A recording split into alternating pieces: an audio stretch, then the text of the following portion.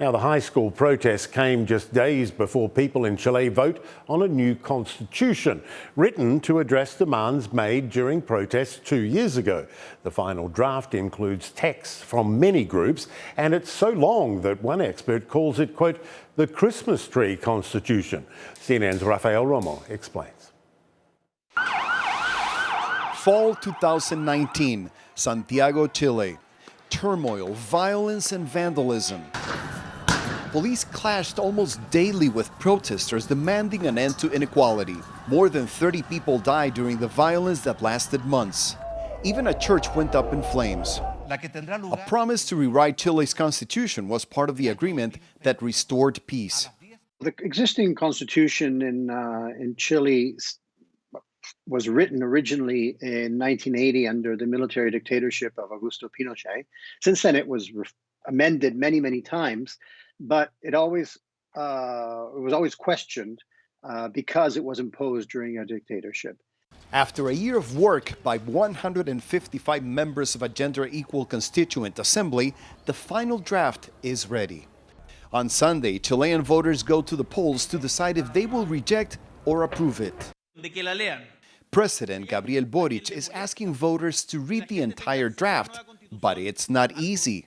It includes 388 articles altogether, and if ratified, it would be one of the longest in the world. According to Professor Funk, that's because 155 people representing a broad spectrum of special interests had a hand in writing it. If someone demanded, environmental issues, that went in. If someone demanded regionalization, that went in. If someone demanded more power for indigenous groups, that went in. So a colleague of mine calls it the Christmas tree constitution. The draft attempts to address many of the demands made by protesters in 2019, especially alleviating inequality. Article 50 would guarantee the right to be cared for from birth to death, with the state providing the means.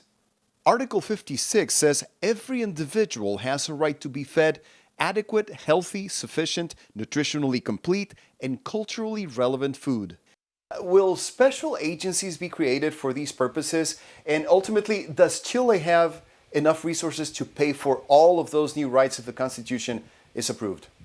I think the answer to both questions is no. I think many of those kinds of stipulations, of the kind that you mentioned, are going to be very difficult to meet. Some articles are cause for concern for both the business sector and investors. For example, Article 47, which talks about union freedom, gives workers a right to strike for virtually any reason. The genesis of the current text that is being proposed to Chileans in the referendum is very much, linked to identity politics and populism. Former Chilean Finance Minister Andrés Velasco told CNN's Farid Zakaria that if the Constitution is approved, it would probably create political gridlock. It would very much diminish the Senate. It would create a very powerful lower house.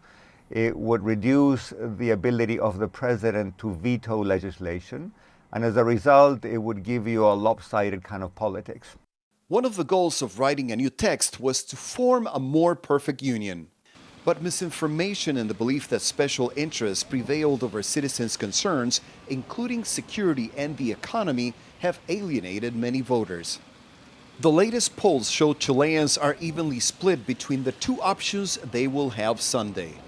Breaking with the past may not be as easy as it seemed nearly 2 years ago, when in the middle of the pandemic, 78% of voters supported an initiative to write a new constitution.